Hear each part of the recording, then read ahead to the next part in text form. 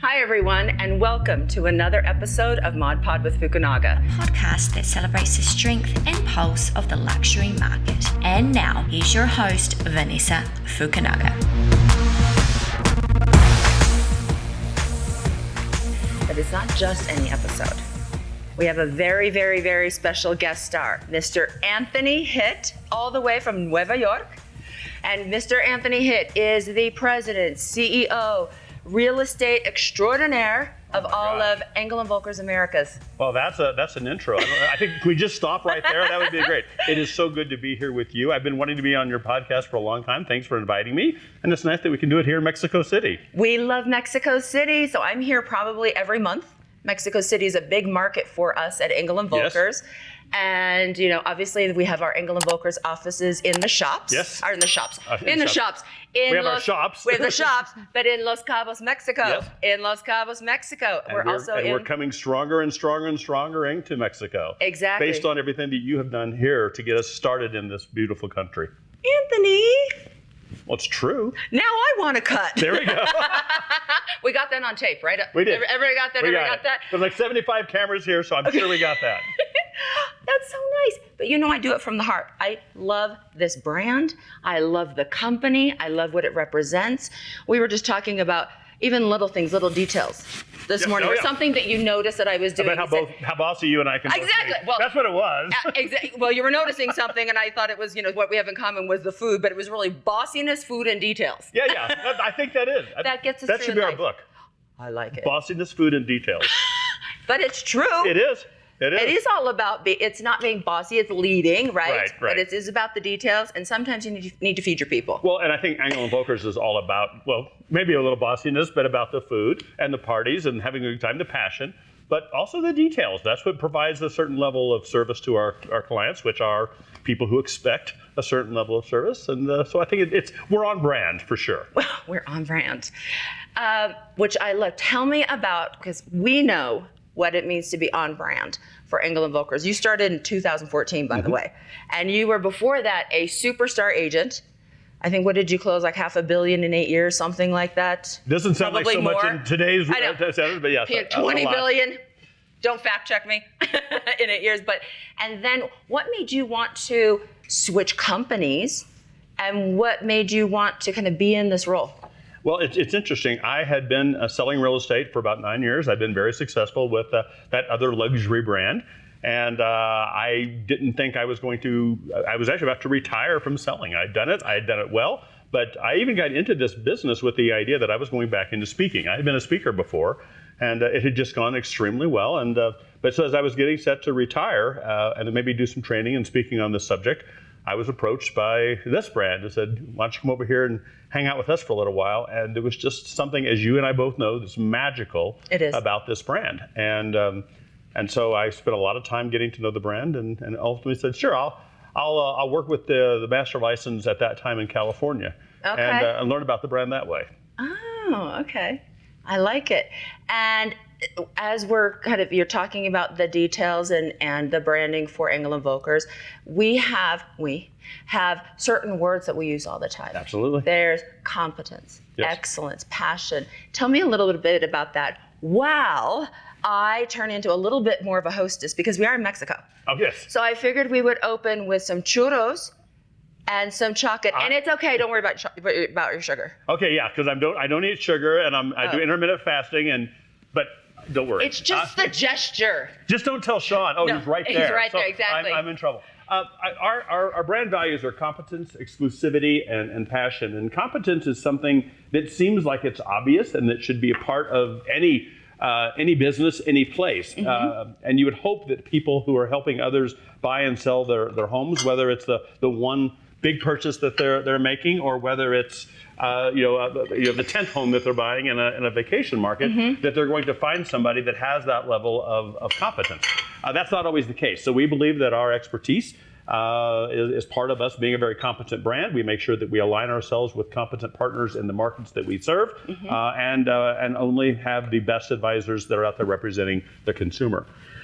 Exclusivity, people can take that word a lot of different ways, but basically means that we just don't think there's any room for less than. Just say. There's not any room for less than. Exclusivity. Yes. Yes. We're not for everybody, and that's okay. Uh-huh. But we are absolutely a brand of people, a network of people who expect the best and want the best for each other and for our clients. Uh-huh. And then passion. I mean, my gosh, passion just means you have to love what you're doing. If you're not doing something that you love, thank you so much. If you're not doing something that you absolutely love, then you're probably not doing the right thing. And everyone in this brand, up here, Oh, yes, please. let's see if I can, okay, without making a mess, there we go. It's perfect. Right there? Then I know we're talking about exclusivity, but I love the gentleman aspect of the man serving. I'm so independent, but these are the details. Sean has trained me well. I'm just saying, this honestly is a detail that I love. It's these little things. It's when you're at the table, don't even like to pour my own water. It's not that I can't, but when a gentleman wants to do that, it is the best. So, that's hint, hint. cute. I see how you were doing this. Right, we're gonna put this right on top of that? Yeah, sure. Okay. Oh my gosh. When we checked into this hotel last night, they brought that little Hot chocolate. oh my God. Ours was cold chocolate. It was in the afternoon. And oh my gosh, it was so good. So did you know that chocolate originated in Mexico? I thought I had heard that before, but now you're confirming it. That makes sense. It did. Well, I've had some pretty good chocolate in my travels around the world, and I have to admit the chocolate last night and when I checked in was pretty good, and the little truffle in the room wasn't so bad either. And I haven't gotten out into the real world yet to really experience. Maybe I'm beginning now. Let's maybe start with a little toast. As Really? they say here, salut. Salud.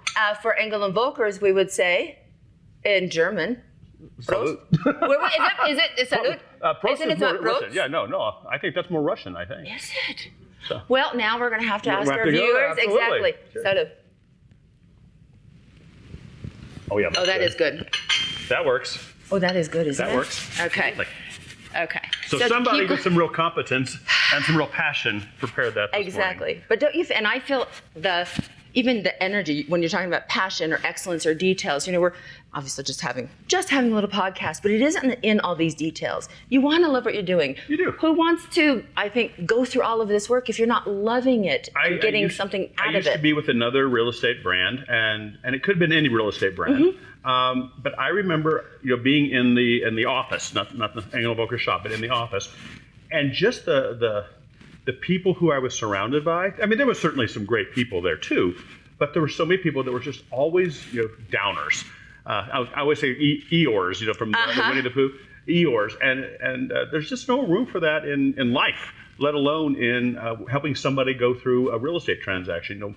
A real estate transaction can be for very positive reasons. It can be because that you're moving up, or because you're expanding your family, or you're finding a second place to spend some of your time, or a third or fourth place. But it can also be for something that's maybe not as positive. And that is the reality. And you want somebody who cares and is concerned and is taking care of you, serving you. In that transaction. And I believe that is a common thread when we talk about passion in this brand, or competence in this brand, that makes us who we are. And that's the magic. I mean, people always say, when you say the magic, what does that really mean? And it's taken me a long time. It took me a long time to come up with even that part about the magic, because people say, what is it? And I say, well, it's magic. I can't explain it. But it's cliche. It's the people. It's cliche, but it's true. It's the people, and it's different here. And you don't know that until you're actually here and you're dealing with an Engel Völkers advisor, or you're becoming an Engel Völkers advisor, or you're becoming, opening an Engel Völkers shop. You don't really realize it until you've been here a while and start really connecting with each other, going, oh, this isn't like it was there. It's different here. It's magic. It really is magic. You know what I like is also even the simplicity of those words, but they're so profound. Like, they're so perfect. Competence, excellence, passion. I mean, you almost don't even need to explain, because I think they're so good. And there's a little confidence behind those words as well, because you think, well, why would you ever say exclusivity? That could be a negative connotation. It doesn't mean that we're not a very inclusive brand. No. But we are a very exclusive brand, and the two can coexist. Competence, it almost should go without saying. But in this industry, in this day, it needs to be said and it needs to be delivered. And of course, passion. Again, that's the we're overflowing in passion in this brand. You were just in Miami.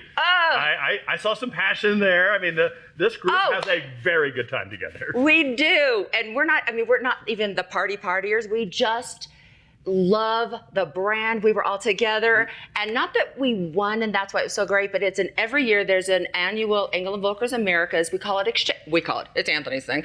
We call it exchange. And really explain the idea between exchange. Exchange actually began as just that, as an exchange of ideas. It was the idea for our advisors and our license partners and the brand home office folks to get together and exchange ideas and really get to understand what's working, what could be worked on to become better, what we could be doing to help take us into the future. Over time, we've actually shifted it from exchange to being EVX because the X still means exchange, but it also is the ultimate Engel & Völkers experience for those people who are in our brand and connected with each other. It's a time to learn, and it's also a time to really just celebrate who we are and what we do and being around each other, because there is an energy. And I think I also used from the stage this year, I said I think it could also stand for extreme, because That's good. No doubt there's a lot of extreme passion we get together. And I think that could be mistaken, like you just said, about being a big party. No, it is a big party. You have a great time. But that's we not the feed off, significance. it's not about the party part. It's about the fact that we feed on each other's energy, and we connect with each other, and we help take each other to a different level. And that's what it's all about. And that's what it should be about, not just in real estate, in life. And we accomplish that every year at EVX, and the other 363 days of the year that we're not all together in the same room. It's true. I always say to people that, there are big brands everywhere, but we are not a brand in name only. I mean, because you can write a brand on anything, but that doesn't mean that you have a great network, of people that I can literally get, and I know it, anybody from, a Christian, a Sven, you, to whomever on the phone in 1 second if I need it. And you know me. I was going to say, that's key.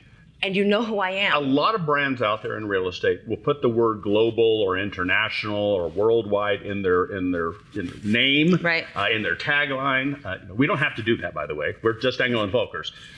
It's synonymous with being global and luxurious and who we are. But a lot of brands will put that in there, but then you start challenging, what does that mean to be international in that brand or that brand?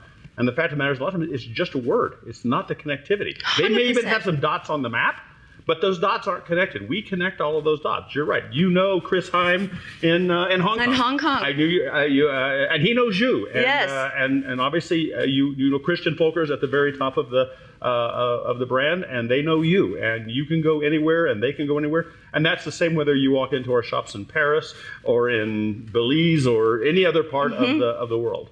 It's really funny because I do have a big team traveling here this week, but we're here actually this week for a real estate conference, but we'll get into that in a minute. But one of my people was saying that she was traveling around and her friends were pointing out Engel & Völkers offices to her. So it is that even that exchange that trickles down to even the administrative people, everybody. And then the world is constantly sending me photos. That is it is a family. I've said that on stage a couple of years ago. I asked our network about 30 days prior to the event to send me pictures that they had received from friends. And I'm not talking about, just like you said, not just people in real estate, just people that they knew that when they're traveling, they will stand in front of an Engel & Völkers shop someplace and send a photo. And we had thousands of them come in. It's crazy. And that doesn't happen at any other brand. I just don't. I don't think real estate or otherwise. Who sends a shop? If they're not buying or selling a home, if they're not working for the brand. I just had one a couple of days ago. Somebody was in Venice, and they're walking down and a little promenade, and all of a sudden there's a shop, and they sent me a picture. They've never bought or sold a home from me. They're not part of our brand, but they just look where we are. I and sent me a love picture that. Of that. I actually got one from Cabo. Probably 6 months ago, from someone who was in Cabo having a great time. Again, they weren't buying or selling. They were just there for the weekend or whatever the case it is, and they sent me the photo in front of your shop. Love it. Yep. So we're talking about how fun it is to see these pictures from all around the world. But no other brand, anything. I've never seen it. And again, it's just a real estate shop but it's not. But it's not, But because it's not. first of all, very much like an Apple store or anything else, our shops are very consistent in the way they look globally. So they do stand out. They are a center, a hub in the communities that they serve. And I think all of those things together, plus that passion does kind of seep out into the people who we know. And it all comes together, and there is an excitement when someone sees one of our shops. And I think they're also excited because they realize that, oh, I know you, and I know the people that you know in the places that we know them together. But now, wow, I know you know somebody there too, and you know somebody there too. And it means something, that it's not just dots on a map, that we are truly connected. I agree. I mean, it is, I call it the Facebook effect, but it's almost things That's that fair. we're not even doing ourselves. It just keeps connecting everyone. Well, there's no doubt when Dirk Engel and Christian Völkers started this brand back in the mid 70s, a lot of people, especially in this part of the world, don't realize we've been around for that long. But we've been around as long as and longer than most of the other big international real estate brands that you hear of. They had a very clear vision for what it was supposed to be, and Christian has certainly carried that on, and then he's passed it out into all of it. It's in all of our DNA. This is who we are. I love it. This is who we are. I'm just hearing This all is of us. This is us, exactly. But these are phrases, but they're meaningful. Absolutely. This is us has been a mantra for Engel Völkers. Even before there was a TV show, there was This Is Us. We are Engel and Völkers, and there's a little attitude behind that. I like it. We are Engel and Völkers, and we're proud of There's that. a pride. And there is a pride.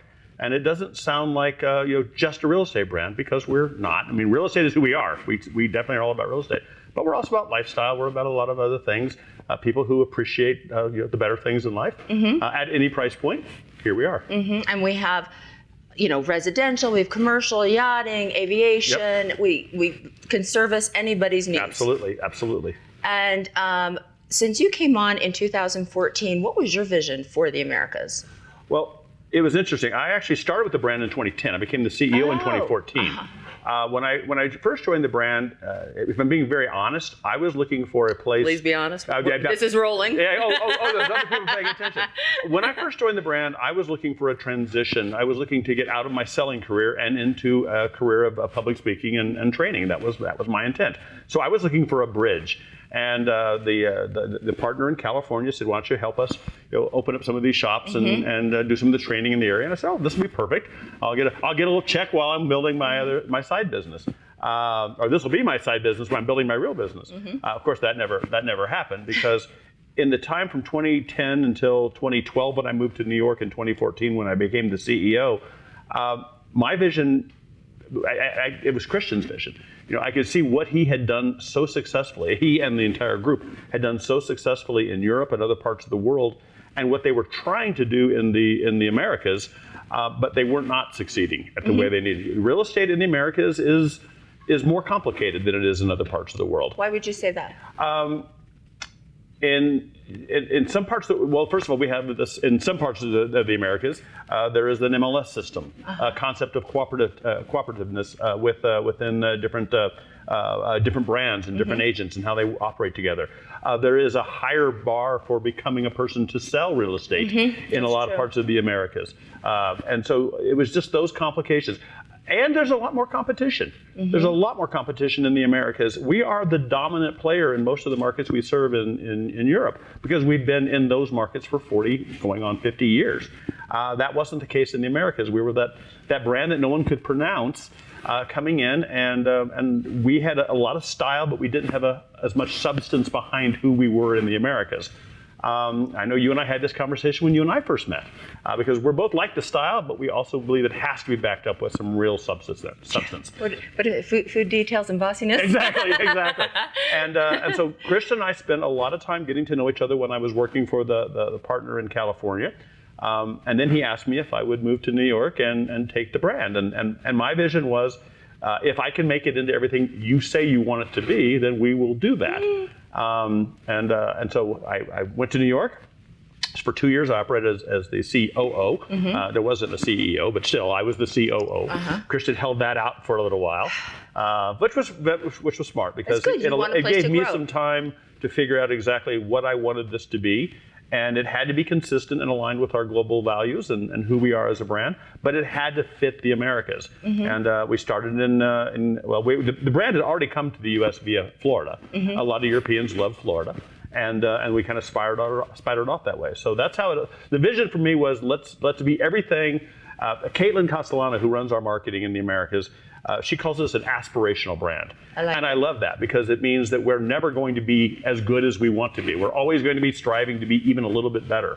But we know what that vision is, and we're all working toward the same thing. And that's why a lot of brands, as they get bigger, they actually dilute their who they are. They dilute their competence. They just let things happen that they wouldn't have let happen in the past. We are just the opposite, and that's magical. Because as we get bigger, we become more of who we say we are. We become better at who we say we want to be, and we actually deliver on that promise. And so that's how it's always been. That was my vision in 2010, 12, and 14, and continues to be my vision now in 2023. But you won't say it, so I will say it.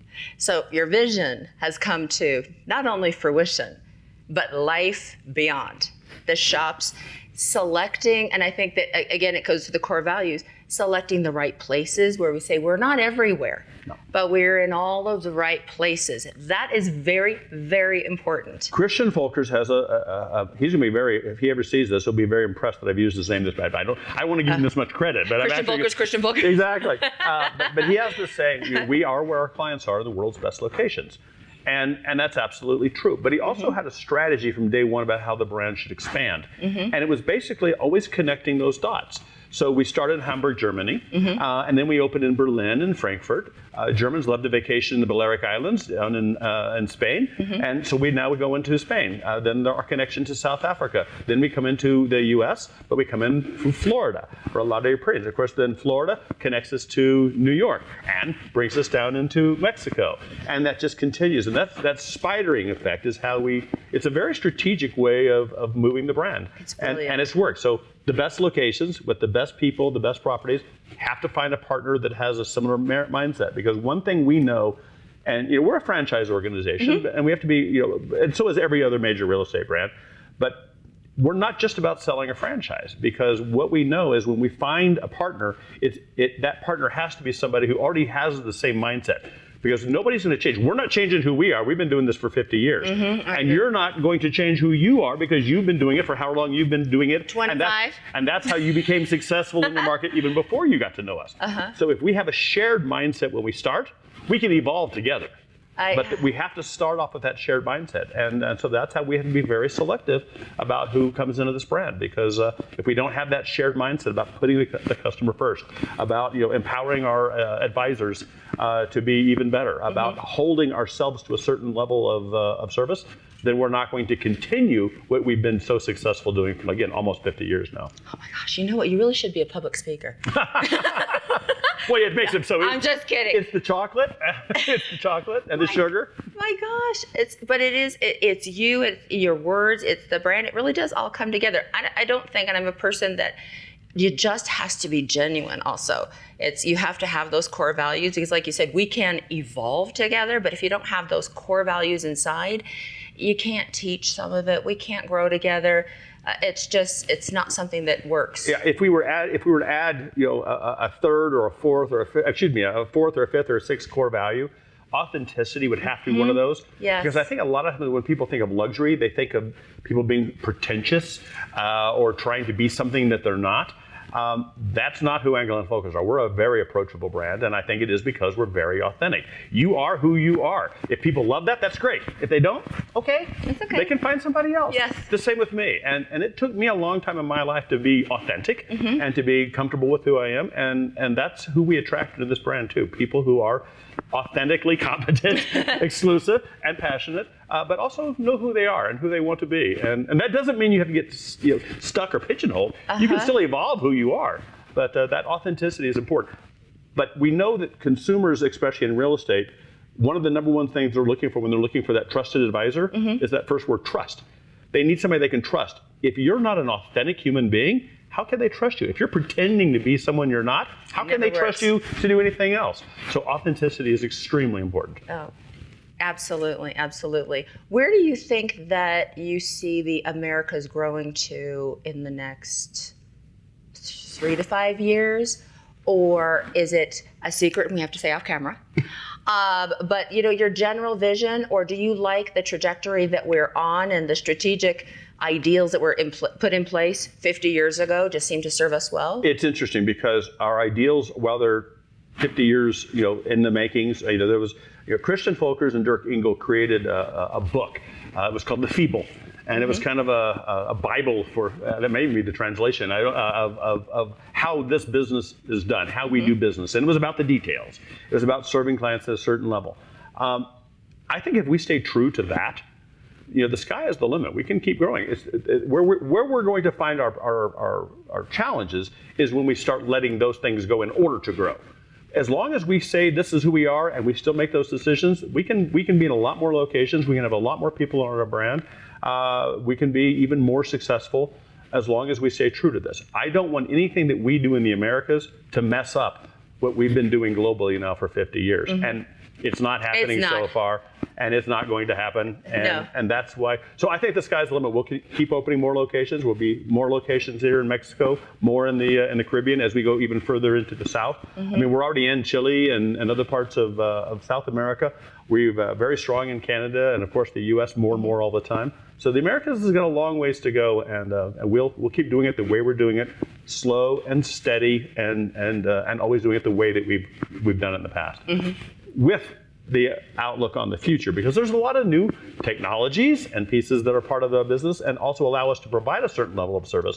So we can't be blind to that either. We still have to evolve our technology, the way we think, the way we utilize the products and services that are out there. That has to be part of our makeup, but it always has been. It always has been. And I love to say that we're, the number one luxury brand. And, we say exclusive luxury. So some people can take that, maybe we're not in your price point, but then we say, at any price point. At any price point. You should expect the same level of service, detail, quality, confidence, trust, everything we just talked about at, the beginning level, entry level, all the way up to, private office, which is something very unique to Engel Völkers. Absolutely. The fact of the matter is that every price point is, everyone wants a certain level of service. Everyone wants somebody who's competent and deserves a certain level of service and competency and somebody who's looking out for them. At any price point, and that's luxury is not a price point. People sometimes automatically assume it is. So whether you're buying your $30 million Manhattan apartment or your first home in maybe a rural part of the country, or your second home in another part of the world, Cabo, Mexico, we're good people to talk to, and if we're already in your market, you should definitely talk to somebody there because they'll connect you with Vanessa or whomever they need to be connected. And anywhere where you find an Engel & Völkers, because we are so connected, they will connect you with the next location and the next location and the next location. Absolutely. But with somebody specific. They're not passing you off to, a receptionist or somebody that doesn't know you and you're going in, some call line. Yeah, we were talking about you knowing people and people knowing you in those different stuff, but you know multiple people. So you also know the client that you're serving, and you're going to say, oh, I know who's the best person in that place to work with you. And it may be a different person for someone else, but you have those relationships. Private offices being one of those special groups. Private office is something that does not exist in any other brand. You're a part of private office, and it's I wish private office existed when I was selling. I kind of live vicariously through you and the other private office advisors because that network and how you all talk to each other and how you share information and resources, and again, can actually refer a client to another client. But even at the non-private office level, those relationships also exist in this network. But that level, again, it is not segmenting, but it is another way, another avenue, I feel like, for us to directly segment or target these communications, because at the end of the day, we are also trying to make sales. So it is kind of just another, spoke in the hub for communication. So perhaps, there's maybe a level of celebrity or discretion where people want to sell and they need to deal with other private office or people in the industry that might have the house or the client for that home, that avenue is there. It doesn't mean that the rest of the network isn't there. You also have that. That's right. Another channel. Then you can go to the agents. Then you can go to, whomever, the brokers. I mean, it is this machine and this wheel that just is never ending. Absolutely. It feels so good. And I always use go ahead, please. I was just saying, and as you say those things, Tell me. No, as you say those things, and this is one of those things that's so frustrating to me, because I know what you're saying and I know why you're saying it, but I also know that so many people hear this, they think they could hear anybody in any other brand say the same thing and it would be the same, because everyone says it, but it's different here. It's not. It's so different. Like you said, I think it is the magic. I think you have to experience it, and we have. That makes it so unique. And even when I'm doing, my pitch for Los Cabos, I'm talking about all of our key feeder markets. So we're feeding in and tying in to the lift in all these places. So that strategy is there, and some people don't even realize it, because I will say, we have nonstop flights from Denver, Dallas, Houston, Austin, Chicago, all across Canada, San Francisco, New York, and just all of these places. Where just like you just did. Exactly.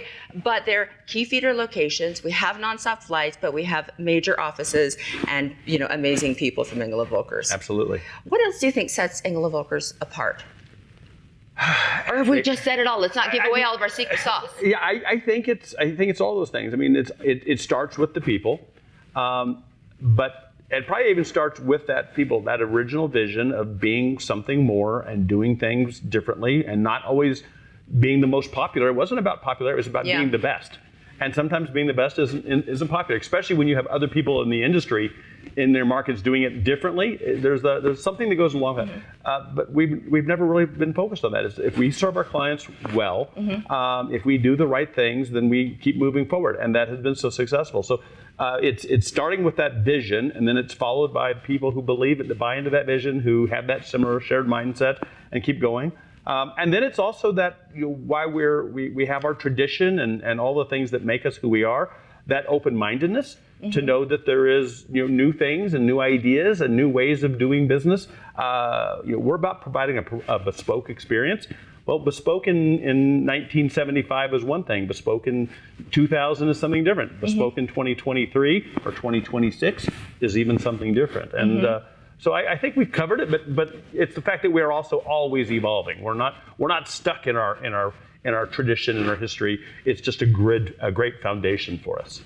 I'm sure you get asked this a lot, and so do I. How do you see the real estate market evolving since, I don't even want to say COVID anymore. I'll say over the past couple of years, we've all seen kind of what's happened in the real estate industry in all of these different areas, but you have all of the Americas.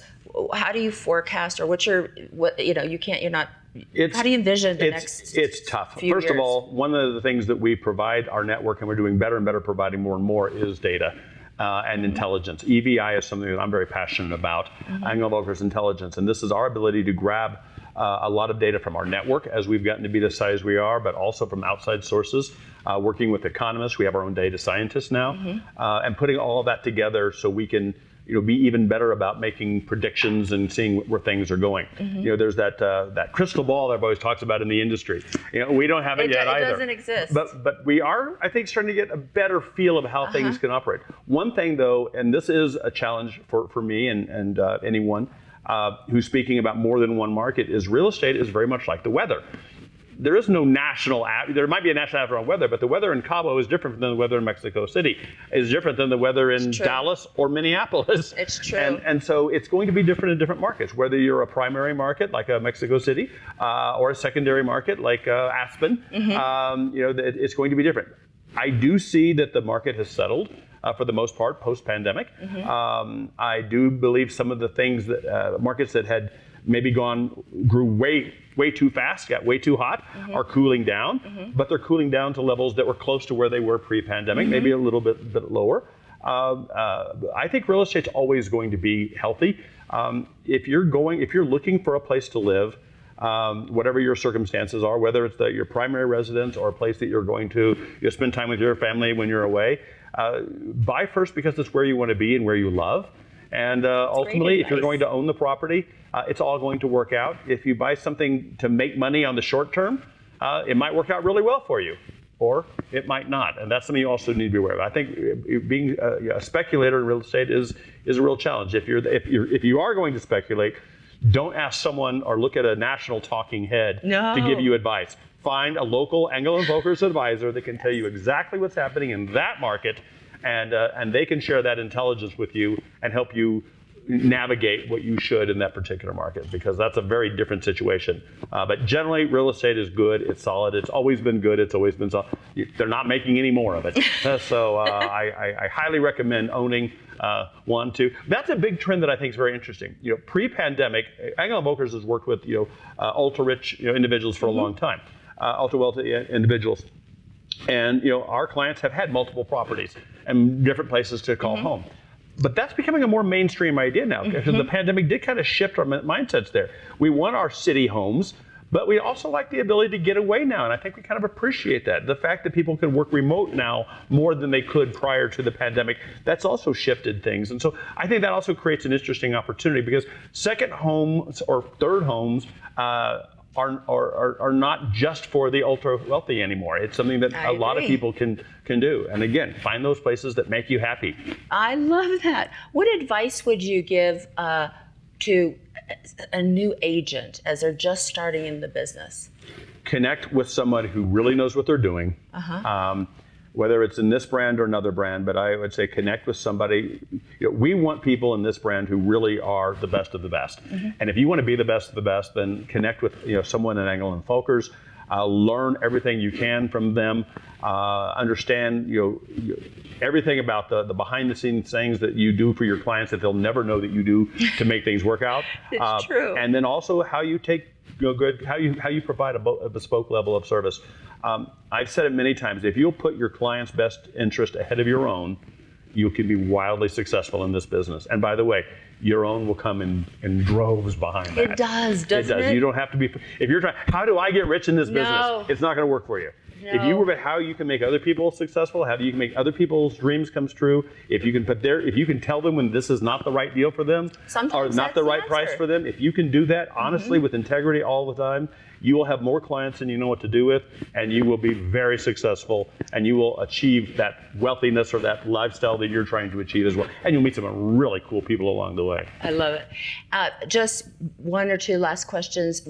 What has been, do you think, your most challenging or moment in real estate? Did you have a transaction that just went upside down, and you had to reach out, and how did you fix it?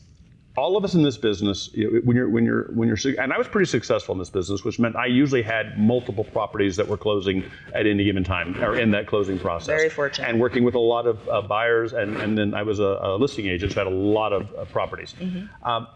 But I maybe got a little greedy every once in a while, and I would work in an area that I wasn't a specialist in. Or I would set in a home of someone, and I would realize that just the connection wasn't right, but I would take that listing anyway. And that usually meant that I was doing business with someone who didn't trust me at the level that they really should have. Or they tried to micromanage me in ways, and they wouldn't take the advice that I was giving them. And I knew that I was giving them that advice with integrity and in their best interest, and they wouldn't do that. And it was probably 3 or 4 times. I mean, I think of the transactions, and I can name the streets right now. Don't. I won't. But it's always because I took a client that I knew better. I shouldn't have taken that client. I should have referred them to someone else that I knew was more than capable of taking care of them and that they would sync up with. But anytime I had a tough transaction, it was because I was working with my own client that really was not the connection that it should be. And I think it's, back to that advice for the new agent, it's hard to say no to business, but when you can start saying no to business and no to clients, then you're going to be at a very different place. And I know that's tough to hear because we're all wanting more and more and more. Oh, it's great advice. If I had said no to those 3 or 4 clients over, I mean, I'm talking 400 or 500 clients over the years, but those 3 or 4 clients, I would have had 2 or 3 clients replace all of those because it took so much extra work, because they still got the level of service they deserve from me, even though it was really hard for me to deliver, and my team. So that would be my advice: is choose your clients wisely, and if you're on the consumer side, choose your advisor wisely. I like that. And now in the role that you're at, I mean, people take those words of wisdom, that you like this. You take a lesson learned, You've been through it because you've been a super agent, and now you're in this leadership role, in this motivational role, in this, in this role where, even just a few words that you might have with some of the brokers, or as you're leading us in these conferences, people take that experience and that level of, personal knowledge, take it to heart. I think those are great words of wisdom to impart on people. Well, thank you. I appreciate that. It's true, and so continue to share. Now, I don't know. Did they warn you? Did Gabby tell you that? I said warn. Did Gabby tell you that in every episode of Mod Pod with Fukunaga we have a little activity at the end? Of course she didn't. Of course she didn't. Oh, that's okay. And she's probably knows this already, and she's probably loving it. Probably not, but she's very She also knows that I hate surprises. Oh, I hate surprises. So we'll see how this goes. It's not a bad surprise. I would never put you in a bad position. It's not a champagne cleanse, is it? Champagne cleanse. Okay. No, that's it. No, but we're going to start just a little activity together. Okay. Gabby's not in trouble, by the way. We have just a little Mod Pod experience. Okay.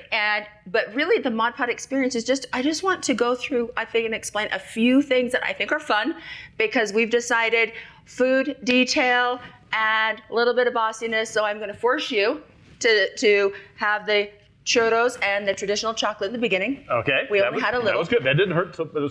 That was good. Do not be afraid of this shot setup.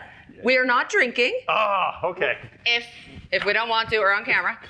But the idea is I wanted to show what I think is a really interesting... I was thinking, by the way, sorry to interrupt, No. it's 9:45 in the morning when we're shooting this, and then I was going to do tequila shots at 9:45 in the morning. It's 10 o'clock at night. It's 10 o'clock at night. It's 10 o'clock at night, That's what I meant. I didn't say that.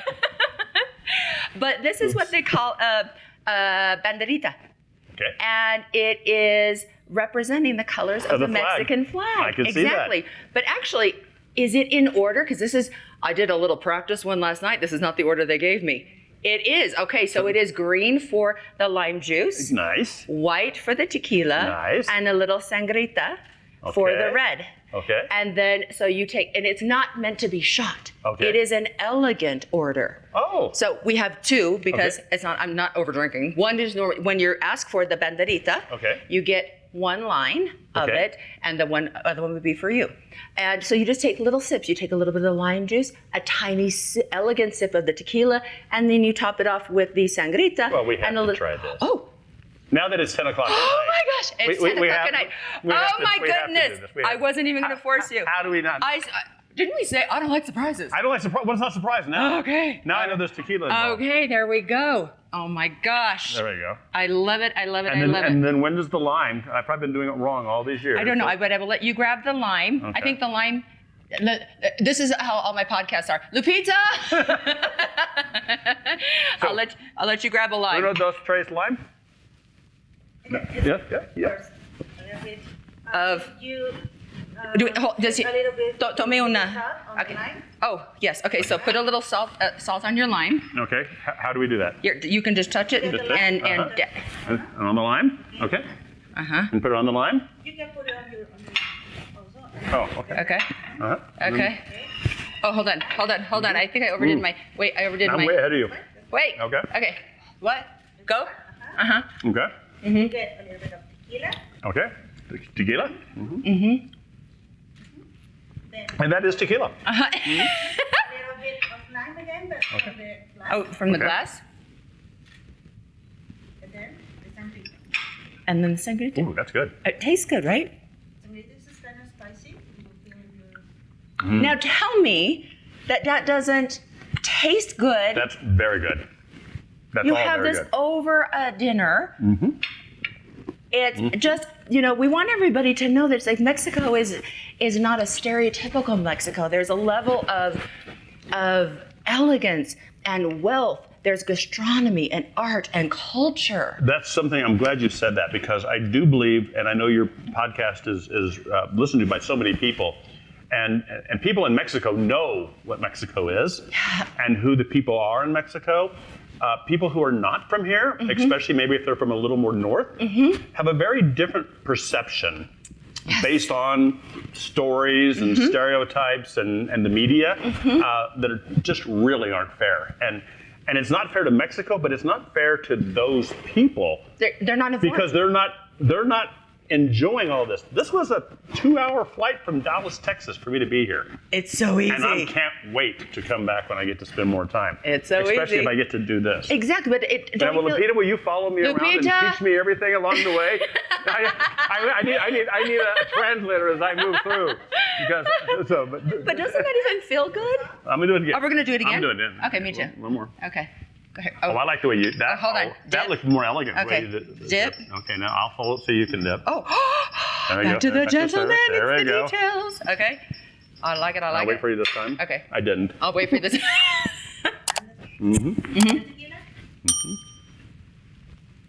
Cheers. Mm. Salud. So, and then the lime. Salud. Always in the eyes. Siempre en los ojos. And then. Salud. And yes. Honestly, isn't that That's very so good. lovely? That's good. I like this. It is so. So what else you have going on over here? So another thing. I'm not so concerned now. Oh yeah. The Now tequila- we're very relaxed. I'm relaxed. Bring on the surprises. Bring on the Exactly. surprises. A couple of things that we have a few traditional Mexican toys. Okay. A yo-yo, which I don't know if that is very traditional here in Mexico for kids. Now, I've done a yo-yo, played with. How do you? I don't know what the right words are. Have you ever used a yo-yo? I don't know. If you do it right. Oh. Oh! Nope. Isn't there No, other that's things like walking the dog? Oh, yeah, swinging no, the I can't do baby? that. I'm lucky if I don't can know, actually- Cirque du Soleil. Let me see. The bar was the bar was obviously very low because when I did that, I heard wows because it came up halfway. I know what really good is. That's not excellence. Is Yeah, all I'm no. saying. Oh, But you know what no. the good thing is? Oh, I did it! Oh my gosh! You got to go Oh, I drama. know how it's supposed to work. I don't know. And that's not even. There we go. That's okay. I can't get to do that now. But you so. know the fun thing is when kids are playing it, it is almost again it's a fun thing, but I like it as like a level of discipline because you want to teach, you're having fun, and you do it until you're competent. I had to do it.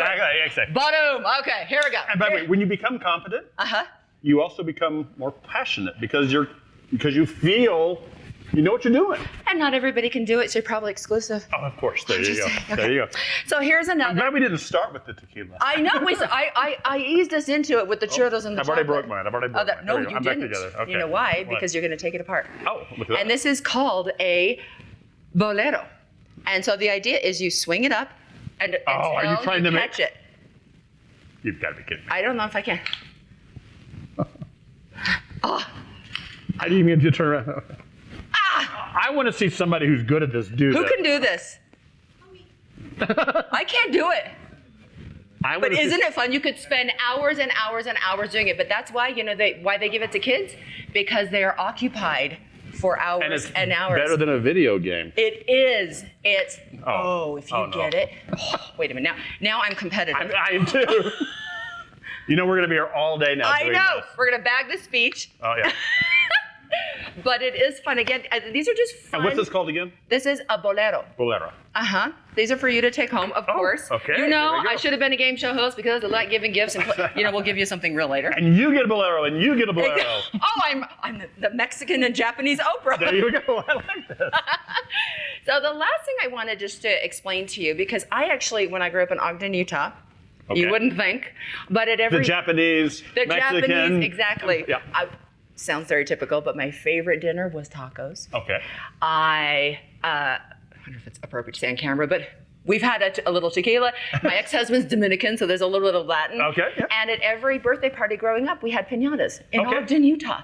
That's very But we cool. didn't really know the significance. And so I thought today that we would talk about the significance of a piñata because they're really fun, but they're actually more than just a piñata. We do this at birthday parties, and it is such a kind of a core tradition for kids. So actually, there are only 5 stars here. Okay. But Beautiful. if you don't know, the typical piñata, because I'm sure you've seen piñatas in all kinds of forms.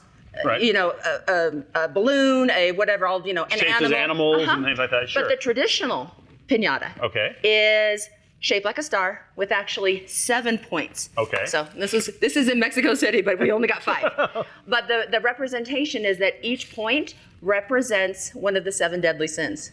Oh, really? And the idea is that, you're breaking it, and as soon as it breaks and all of the candies or fruits come out, that you're choosing good over evil. And so that's your reward. So you're bypassing the Exactly. The 7 deadly. Exactly. Wow, I'm glad I didn't start with that. Exactly, Okay, gotcha. but that's the idea. I like that. It's like good over evil, and you get some treats at the end. And they're made like this because once the first piece of candy falls, then they break it, and all the kids get a little cone, and they start to scoop up the candies in their cone, so it's fair, so it's not a kind of a madhouse. Isn't that cute? Yes. And we have, not that I'm going to hit you with this, but it's kind of fun because you see that it's like even almost looks like a broom handle. It does. But that's kind of the tradition. It doesn't have to be anything fancy. Right. It is what you have in your house. And, we just kind of decorated this up. But the idea is it's, a family thing, and they're, hitting it. And in Mexico, what you do is you actually blindfold the person. Okay. And because that actually represents faith is blind. So Okay. it's a very kind of I always love hearing the spiritual, story religious. behind the story. Exactly. Especially when you get away from sometimes the stereotype or the diluted version that everyone knows. They don't know where something actually comes from and what it Exactly. actually means. That's really great. And when you're telling, the kids, of course you want them to have fun. Right. But there is significance, whether you're religious or not. I think that there are values, then you can take the religion out of it, that you can instill in your children by even playing with a piñata. It's great. just really, really, really And it's fun. beautiful. And it's beautiful, exactly. So they typically blindfold to represent faith is blind, and then they sing a little song that they sing over and over and over again, and it's like 2 times through. Like I'm getting nervous again. No, we're not going to sing it because Okay, good. because I'm bad at the song. Okay. But it's kind of your timer. Okay. So they go through the song once or twice, and then if you didn't break it, it goes to the next child. And then the next child. So everybody's, dale, dale, dale, I know, everybody's like laughing. Well, but for me, it that's not- sounded really good. I hadn't heard it before, so it Ta-da! sounded great. But that's the idea. And the kind of things that you put in there are all these Mexican candies. So this is like a rollo de guayaba. So like a guayaba. Guava? Sorry, I'm sorry. I don't speak English anymore. Okay. These are like little rollitos de coco. Okay. So coconut. Coconut? And I forget what this one is. It's a rollito de dulce de piñón. No, dulce de piñón. Which is? I don't really know. It's a fruit. I don't really know. Like a pineapple? Like a rose pine nut. Okay. And they Oh. and they- Nobody knows what a rose pine nut is. A rose? We're going to pretend it's fresas. Okay.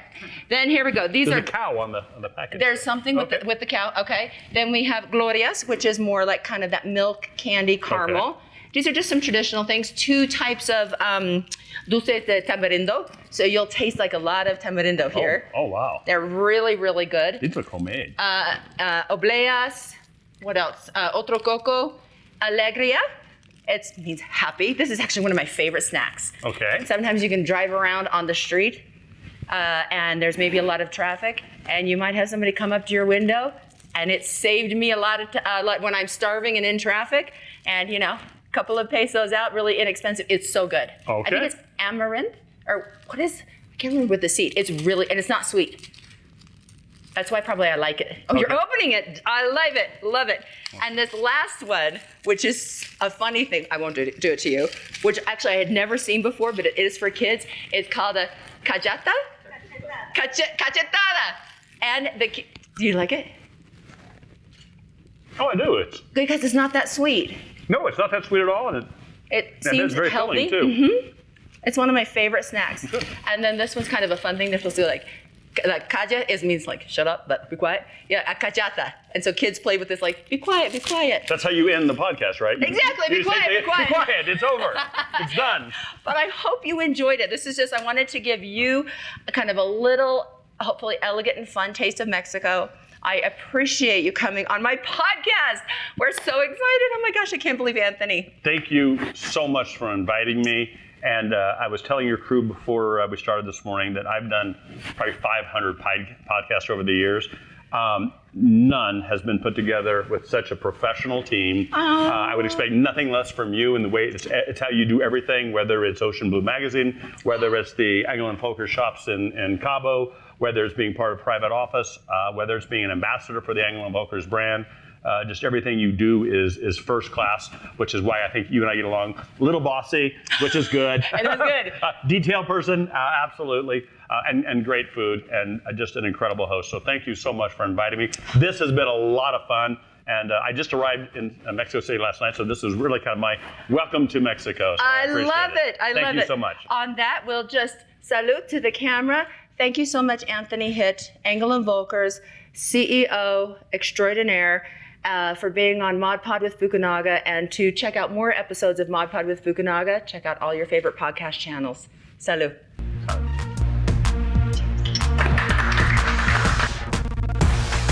Thanks for listening to Mod Pod with Fukunaga. Follow the episodes on all major podcast platforms, including Apple, Spotify, Amazon, and many more.